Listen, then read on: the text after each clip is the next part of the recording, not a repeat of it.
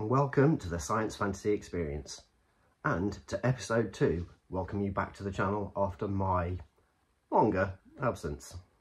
So within episode 2 we have got all things spectacular and amazing. Excelsior! Spectacular and amazing can only mean one thing, and that is Spider-Man. So over the last 12 months, maybe a bit more, I have absolutely indulged myself in Marvel Legends, and especially Spider-Man. Mostly Spider-Man villains. Thinking back, maybe the last 2-3 years, I've been trying to create a shelf or a display of my favourite villains, Spider-Man's greatest foes. And that has now taken on a bit more of an evolution. I've now decided to create that shelf with my favourite villains from like the 90s era. Taking in kind of what I love from kind of that mid-90s Jim Lee era. The Todd McFarlane artwork, the big eyes of Spider-Man era, if you will. So I have decided to swap out some figures from that shelf to make room for new ones. So I have swapped out Dr. Doom. This is like the first time I've taken Doom off the shelf for a long time, and my god, this figure is incredible. It's probably one of the best Marvel Legends figures I have. I guess it's quite easy to forget just how good figures are when you place them on the shelves and start focusing on other parts of your collection, or you get new ones. Yeah, I've literally just forgotten how incredible this guy is. The next one swapped out is Sandman. So I don't really see Sandman as a 90s character at all. He was obviously swapped out for Hydro Man in the cartoon, and I really kind of feel that he's just so ingrained with the 1980s and that era of the comics and the 2 cartoons. Again, he's a stunning figure as well. And finally, swapping out Norman Osborn himself, the Green Goblin. I just feel this one doesn't look 90s at all, because it's got the chainmail, textured green armour, and I think this oozes the 1980s. So obviously these are now going to live on the Spider-Man and His Amazing Friends shelf. I think we've got 3 iconic characters from the 1980s that featured in that show, along with the 3 Spidey friends. So that has obviously made room for some more 90s inspired ones. So let's have a look at what I have picked up. Double packs. So as Hasbro has ventured into the plastic-free packaging, they have brought in 2 packs, all completely cardboard. And in doing so, they've taken it to the next level by doing them inspired by VHS boxes. With Hasbro going to a lot of plastic-free, has it lost a little bit of its edge, especially with Transformers? I know they've done some work with keeping G.I. Joe, the retro carded ones, and especially what you'll see later with the Toy Biz inspired retro collection for Marvel Legends.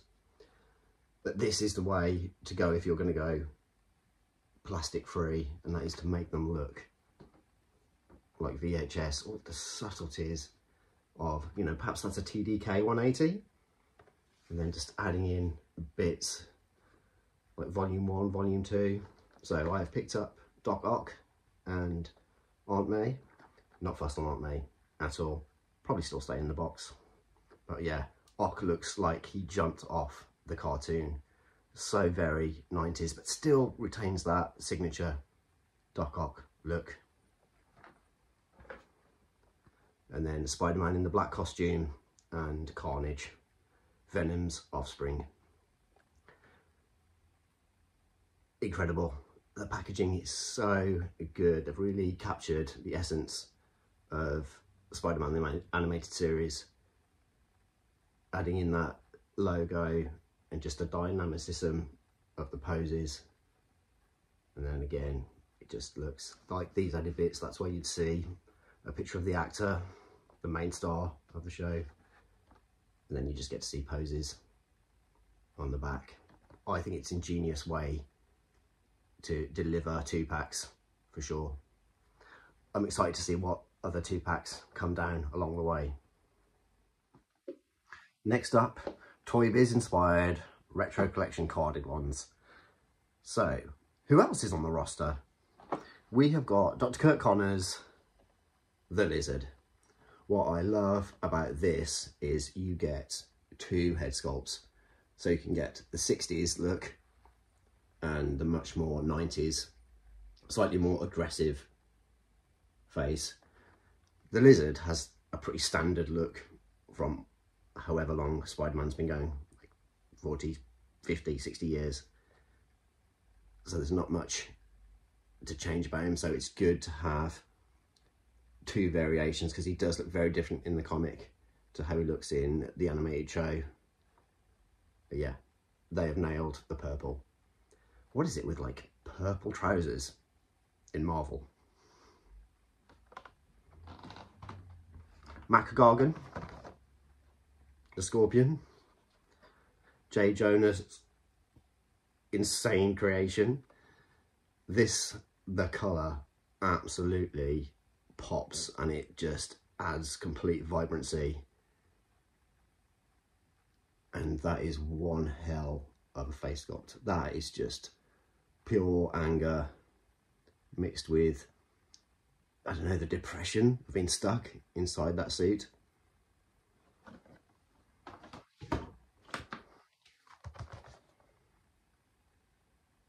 Kraven the Hunter. This looks pretty spot on to what you see on the screen. I was never a fan at all of Kraven the Hunter in the 80s at all. He was in a couple of the comics that I had, and he has an episode in Spider-Man and His Amazing Friends, but I just thought he was a silly jungle man, so I just wasn't interested in kind of that type of character at all. I like ones that are either mutants or, you know, hit by gamma radiation or bit by, you know, radioactive spiders. Something where they're a bit more mutated. He's just a jungle man. But now, I think he looks absolutely incredible. Again, the face sculpt, like the emotion, that's what Marvel Legend is doing really well with figures now. They are really capturing emotion on the faces.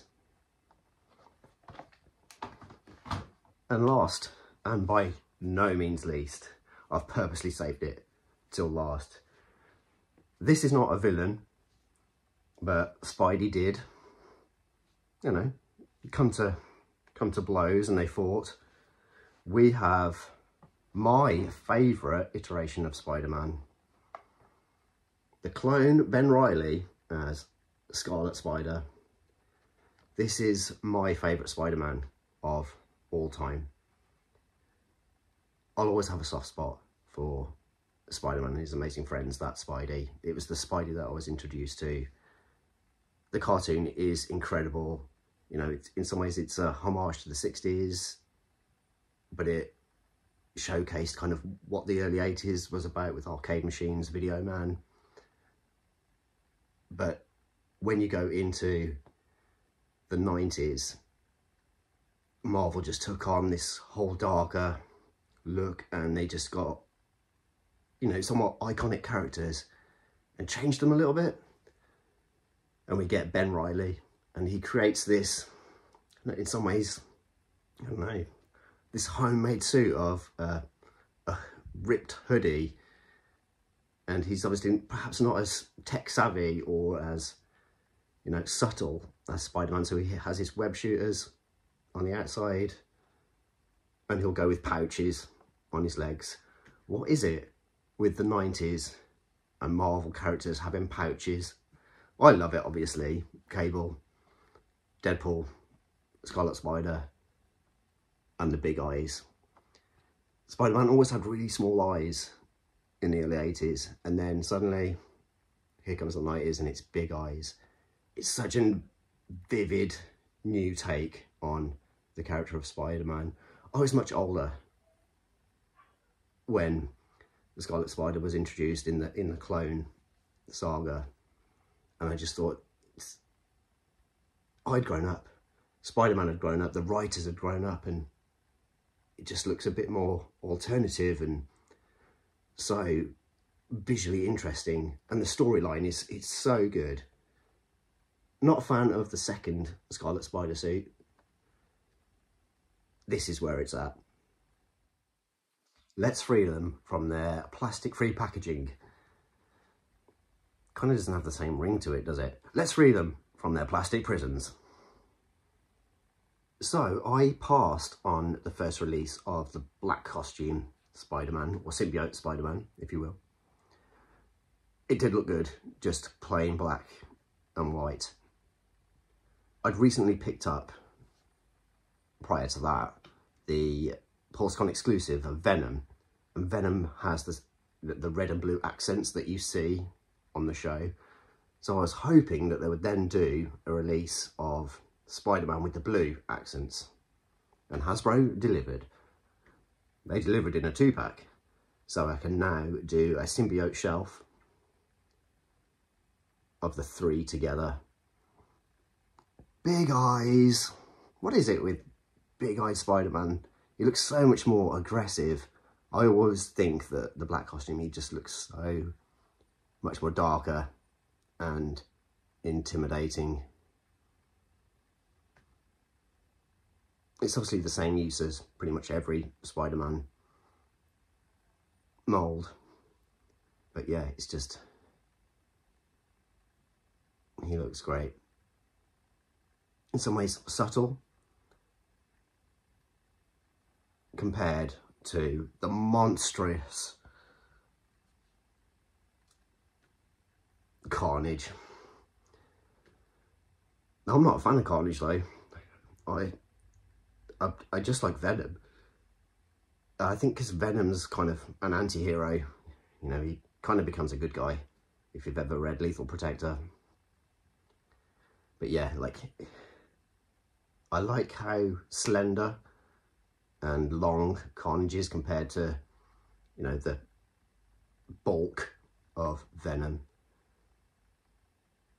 I've switched out and put his weapons on and the big hand, and then you can see all the tendrils coming off, which are rubbery plastic, so you can literally manipulate them to where you want them. Huge big stance. So great. Absolutely pop together. Just imagine Venom behind them, if you will. Aunt May? Kind of don't need it, which is a shame. They've captured the colours really well, not the face. I don't feel like that really is close enough to the TV show. It's a bit kind of nondescript, a blending of the various artists and the cartoon kind of matched to get together. It's fine. 7 out of 10.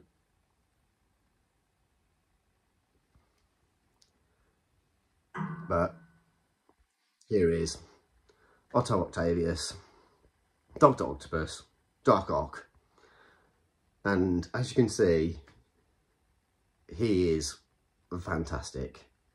There is so much kind of manoeuvrability with his arms, it's untrue.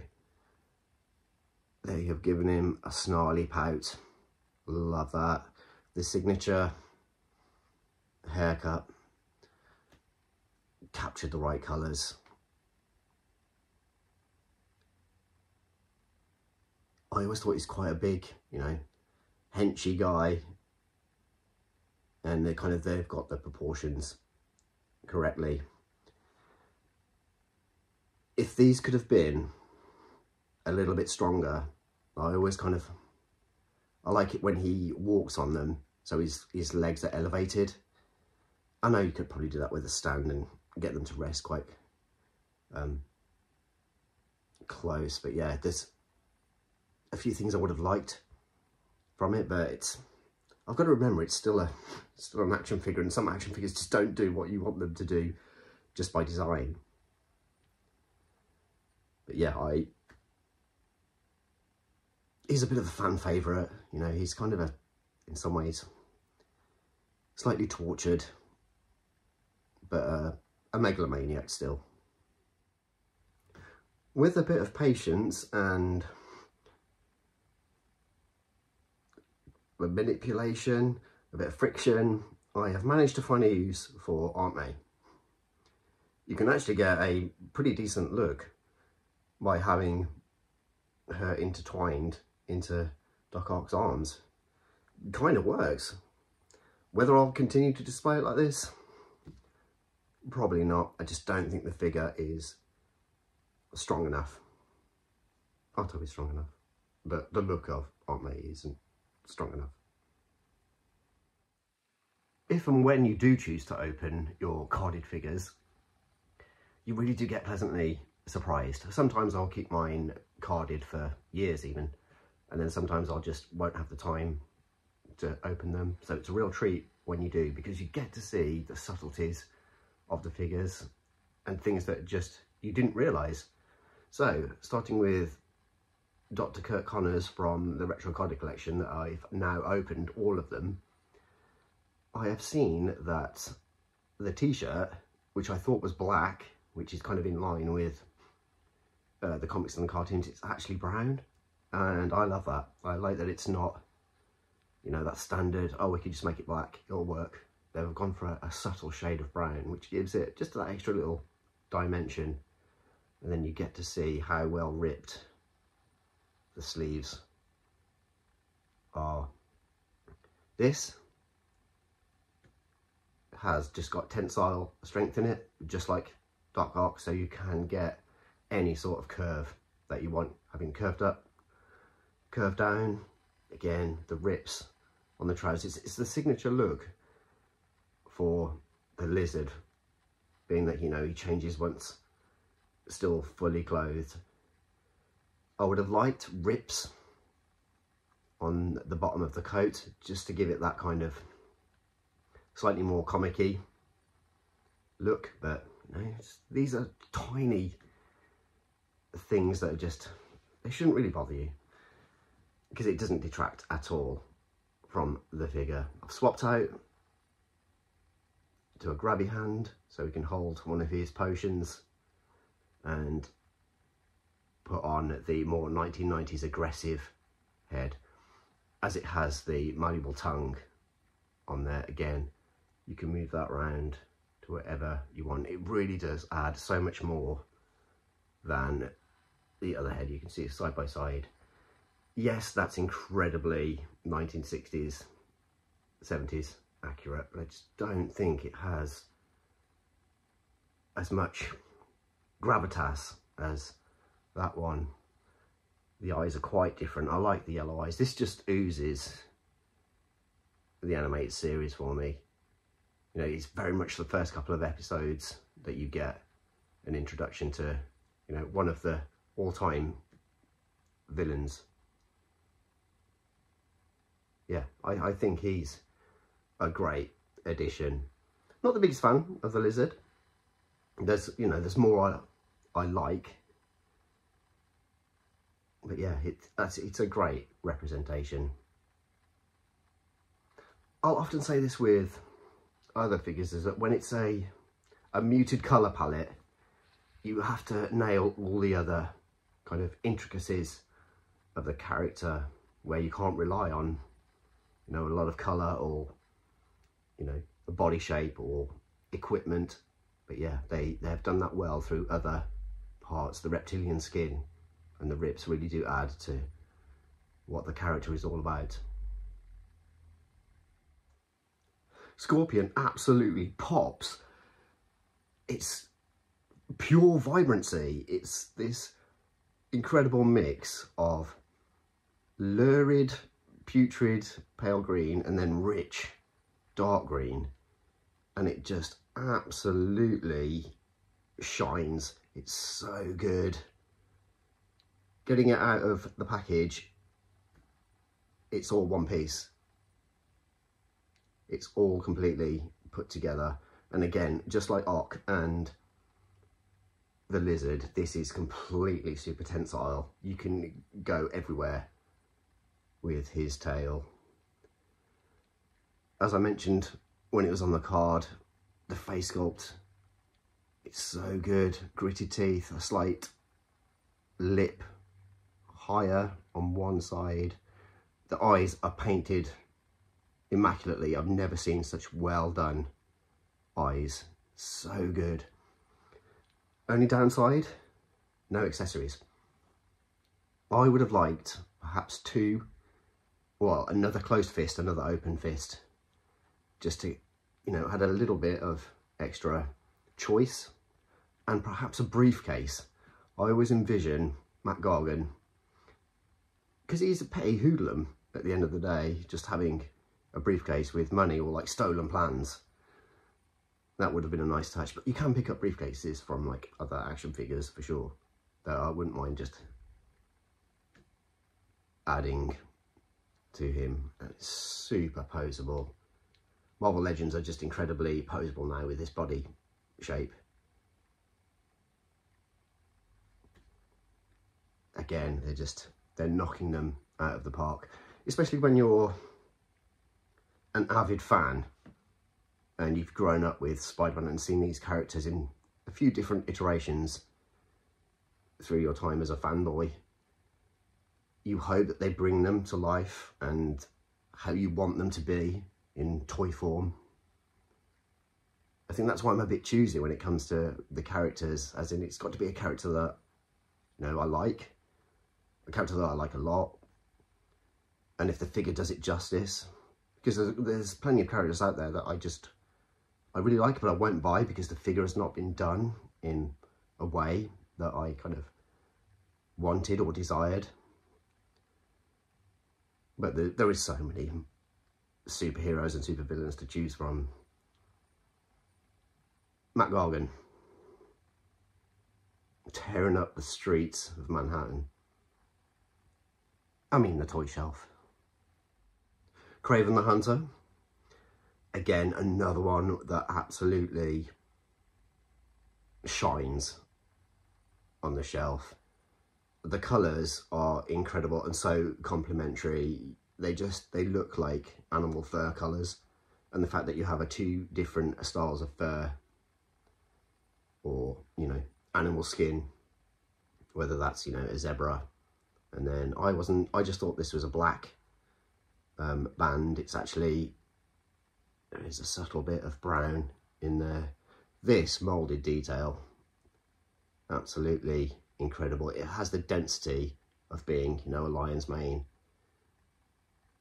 The fact that he can dual hand the weapon is great. You can have it single-handedly as well. Again, another one with perhaps a couple of fists would have been great, or, you know, one other accessory, because Lizard had, you know, 2 potions, 2 hands and a head.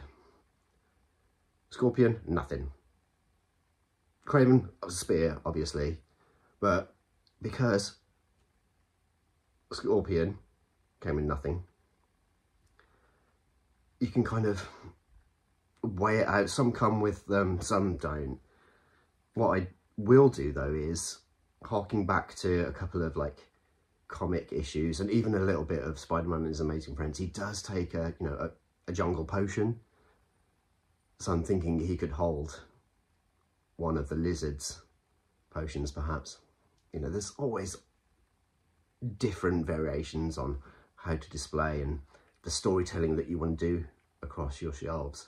I say in so many videos, it's the accessories that really kind of finish off a figure, but I'm pretty happy with, you know, a two-handed weapon, just because I don't often get to do it. The face sculpt, one of the best, absolutely. There is so much definition on the forehead, so many ridges, gritted teeth. Again, what is it with villains and gritted teeth? You can just see the veracity. You know, they've captured his animalistic approach to who he is. It's a wonderful figure. And finally,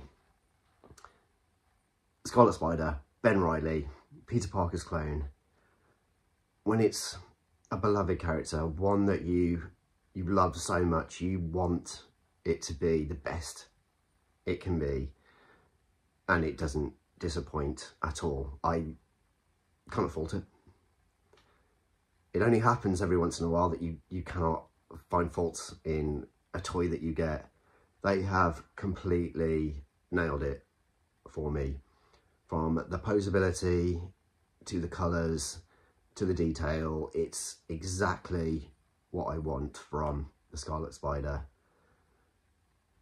I thought these were just moulded completely on, but no, there's a little bit of movement available in there. The amount of crease and rips is absolutely perfect on his hoodie, you know, his makeshift costume. The big eyes all painted so well. A couple of different hand options. The 1990s pouches with a little bit of metal buckle paint. I need some webbing to go with it, because I just think that would absolutely finish it off to a T. It's absolutely exquisite. It's nice to have a few variations of Spider-Man now in my collection, from Spider-Man and his amazing friends to the black costume to a Scarlet Spider. And I also have my Diamond Select, which is, it's like 7.5 inches, but it has the right kind of 80s colour scheme as something, as a variation, as not all to have Marvel Legend figures. This one is by far my favourite and the best. I do think it's stunning. I'm now kind of in that position where I'm close to completion of the shelf for how I want it, with the characters that I, you know, are really desirable to me. I don't really go in for completion. I've only actually done it once with Defenders of the Earth, where I have the complete wave 1 and 2. I just tend to pick up the characters and figures that I want from various comics, cartoons, toy lines. But yeah, with this getting close to completion, there's only a handful of characters to get. It'll be interesting to see who they, you know, reveal next. Are they going to do a spot, which I think would be great. Do I want it? I don't know. What I would like though is, because I didn't go for the Kingpin when it came out, because my theory is, now that they're going down a bit of the double pack era, with, you know, they did Green Goblin with Mary Jane, they're doing Doctor Strange and Morbius.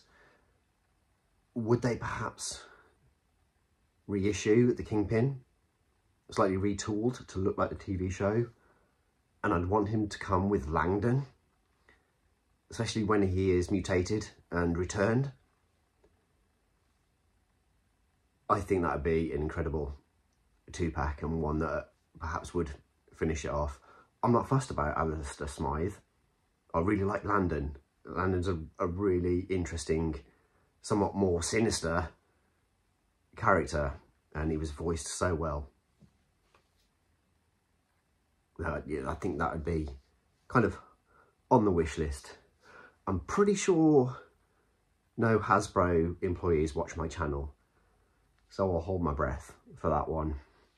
But there's a few from the TV show that I would like as a kind of an amendment to picking up Marvel Legends, not necessarily for shelves. I'd quite like an OG Nick Fury and perhaps the Punisher, done in the animated series look. Those two for sure, done in animated series. I have a Punisher figure already, and it's weird. It's the one that came with the Harley Davidson bike that I basically bought to have for Zartan. So the figure was kind of a bonus, but I don't even know what Punisher that is. Yeah, there is a few from the TV show that they've not gone for yet. So it'll be really interesting to see what they do with Marvel Legends going forward in terms of creating this 1990s look back at the retro collection. Let me know in the comment section who some of your favourite villains are, or who you'd like to see in toy form. Anyways, I have been Rudy Sasu, and I'll see you in the next episode, true believer.